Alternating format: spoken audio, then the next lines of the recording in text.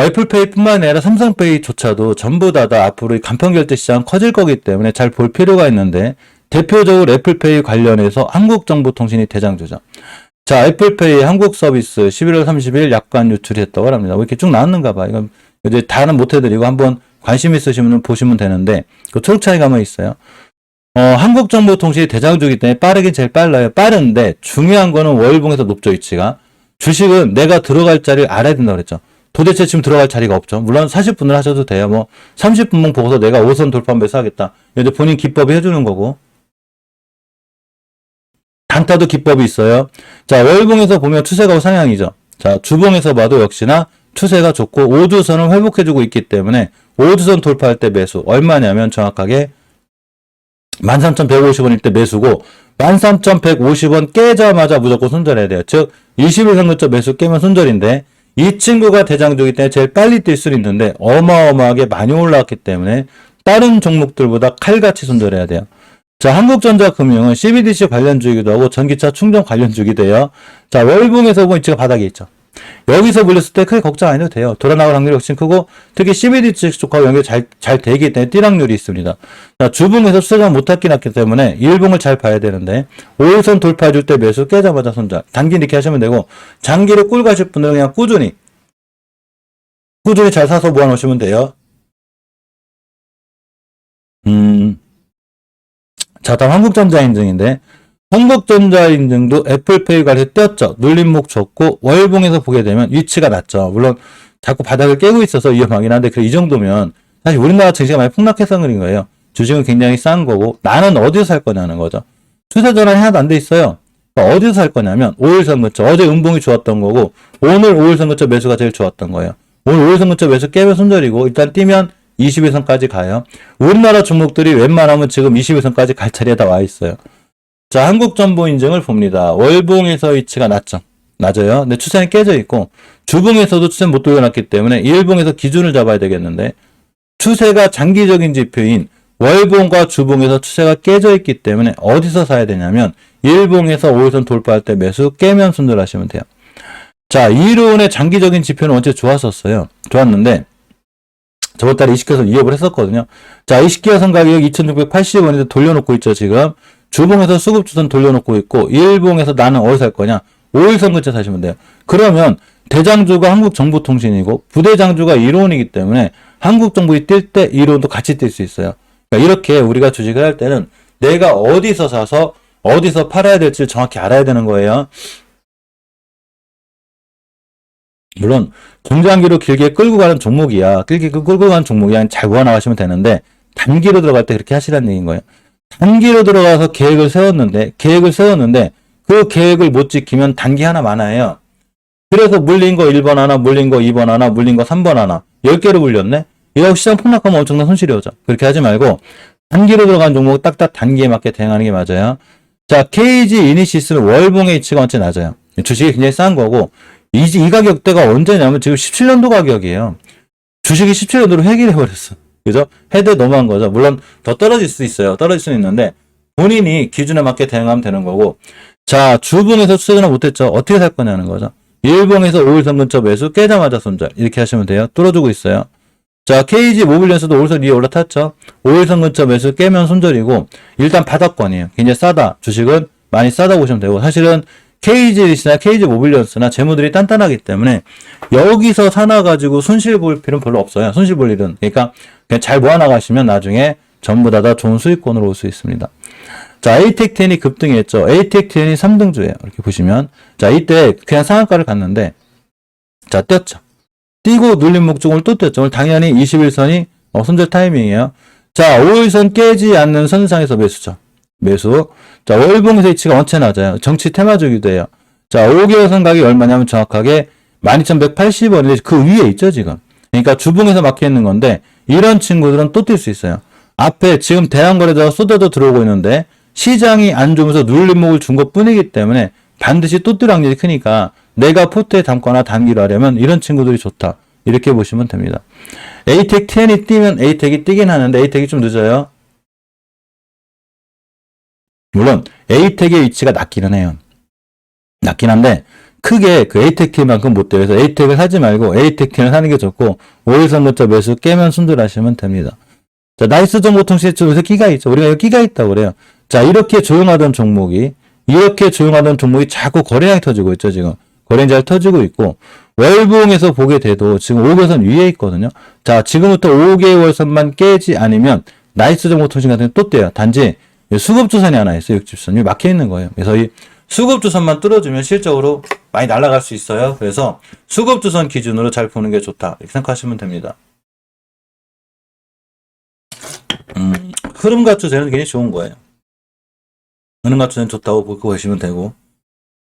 일봉에서 매수 타이밍 241선이죠. 241선 매수 깨자마자 손절. 이렇게 하시면 될 것 같아요. 자, 아토는 흐름이 좋아요, 이 친구. 일단은 월봉에서 보면, 5개선 밑에 있긴 한데, 박스권 하단이죠. 자, 일봉을 봅니다. 예전에 앞에 급등한 이력이 있기 때문에 역시나 5일선 근처 매수 깨면 손절하시면 돼요. 5일선 근처 매수 깨자마자 손절이에요. 자, 소니드가 근간에 급등했죠. 소니드의 월봉의 질봉이 굉장히 낮아요. 굉장히 낮다고 그랬죠. 이렇게 보시면. 굉장히 낮아요. 자, 5개월선 회복해주고 있죠. 즉, 중장기적인 지표가 돌아 나가고 있는 거예요. 5개월선 가격이 3,900원이기 때문에 3,900원만 깨지면 되고, 주봉에서 20선도 뚫었습니다. 20선 뚫기가 보통 힘든 거 아시죠? 20선 뚫기가 엄청 힘들기 때문에 보통 20선이 목표가예요. 이때 8월 달에 20선 맞고 다 떨어졌죠. 9월 달에 얘를 뚫어준 거예요. 지금 10월 달에. 뚫어졌기 때문에 지금부터 그냥 21선만 안 깨면 돼요. 이게 변곡점이거든요. 요거 맞고 힘든 거예요. 여기만 안 깨면 뛴다. 이렇게 보시면 됩니다. 소니드 현재 위치는 좋다고 보는 거예요. 자, 한국사이버 결제입니다. NHN인데 사실 이 친구는 너무 추세가 급하락이라 옆으로 가는 공간이 필요해서 시간은 걸릴 거예요. 자, 오늘 올라가고 있는데, 자, 간단하죠. 일봉에서 5일선 근처 매수, 깨면 손절 이렇게 하시면 돼요. 섣불리 막 쫓아가거나 그러지 말고, 6%나 올라갔는데 쫓아가지 말고, 최소한 5일선 근처 살짝 아셔야 되는 거예요. 자, 코나이도 마찬가지로 이런 간편결제 관련주긴 한데, 원체 바닥권이긴 한데, 추세는 깨져 있어요. 완전히 깨져 있죠. 그래서, 일봉에서 보면, 5일선 20선 이쁘게 올라타 있는데 앞에 거래량이 살짝 터졌죠. 이런 친구는 살만해요. 그래서, 5일선 20선 근처 매수, 깨자마자 손절. 이렇게 진행하시면 돼요. 요렇게까지는 우리가 애플페이, 삼성페이 관련해서 앞으로 관심 있게 봐도 된다. 요렇게 생각하고 보시면 될 것 같습니다. 애플페이 그 점유율이 첫 30% 돌파했대요. 그럼 그만큼 애플페이가 아마 상륙해서 시장을 좀 확대할 것 같은데, 그럼 또 삼성도 가만히 있을 수 없죠. 삼성페이가 있으니까. 그만큼 삼성페이도 역시나 앞으로 계속 좋은 행보를 이어갈 것 같으니까, 이런 간편결제 관련주들은 지금 KG제네시스나 KG모빌리언스처럼 월봉 바닥에 있다면 반드시 신경 쓰고 우리가 볼 필요가 있어요. 자, 오늘 제지주가 떴습니다. 특히 무림 삼형제 이 친구들이 굉장히 강했죠. 자, 보겠습니다. 무림페이퍼 국내 최초 플라스틱 대체 종이 포장재. 앞으로 이제 그 플라스틱 제품들을 정책적으로가 됐든 어떤 경우가 자꾸 못 쓰게 할 거기 때문에 사실은 이런 주식들이 많이 올라가긴 할 거예요. 근데 저는 무림 형제들을 제가 굉장히 좋아했었거든요. 무림 좋아하고 이 친구들 월봉 예치가 낮다고 그랬죠. 자, 낮은 자태 그냥 뛴 거죠. 페이퍼가 상한가를 갖고 SP가 지금 20%, PMP가 거의 한 9%대 가는데, 이렇게 생각하시면 돼요. 월봉 바닥에 사는 종목들이 지금 전기차 관련 친구들이 좀 지지부진하지 안 올라가고, 그렇지만 WI가 오늘 급등했고 다른 게 급등했듯이 언제 뛸지를 몰라요. 언제 뛸지를. 그러니까 뛰어 올라갈 때 쫓아가 사지 말고 미리 월봉 바닥일 때 사놓으면 시간만 있으면 돼요. 믿고 참고 기다리면 월봉 바닥에 있는 종목들은 대신에 앞에 미래 가치가 있거나 이슈가 있어야 되겠죠. 미래 가치가 있고 이슈가 있어야 뛰는 거예요. 그런 게 없으면 안 돼요. 대신에 그런 이슈가 떴을 때는 이게 좋게 올라가고, 육아 관련주가 앞전에 한번 떴죠. 그런데 아가방 컴퍼니, 제로투세븐, 토박스 코리아 전부 다 월봉 바닥에 있어요. 얘네들. 해도 너무한 거예요. 물론 우리나라 증시 자체가 그러니까. 그런데 육아 관련주들이 앞전에 떴죠. 저출산 관련주에서. 이 친구들은 또 떼요. 또 뗄 건데 나는 어디서 할 거냐는 거죠. 만약에 장기적인 안목을 갖고 있다면 월봉 바닥권에서 잘 모아나가시면 되고, 단기를 할 거면 토박스 코리아처럼 일봉에서 5일선 돌파해주고 거래량 터졌죠. 며칠 전에 19% 올랐는데 어제 음봉, 오늘 5일선 근처, 지금이 매수예요. 지금 매수고 깨면 손절 이렇게 하시면 돼요. 모나리자나 모나미 같은 친구들 다 5일선이 올라탔어요. 5일선 근처 매수, 깨면 손절하시면 됩니다. 자, 북한이 자꾸 미사일 쏘죠. 또 동해상 탄도미사일을 발사했다고 합참에서 밝혔습니다. 사실 저는 이상하게 방산주가 아주 이뻐 보이진 않는데, 저는 태조이방원이라고 생각 안 하고 태조 폐풍차라고 생각하거든요. 태양광, 조선, 폐배터리 풍력을 보고 있는데, 어쨌건 어제부터 방산주가 조금 좋아지긴 했어요.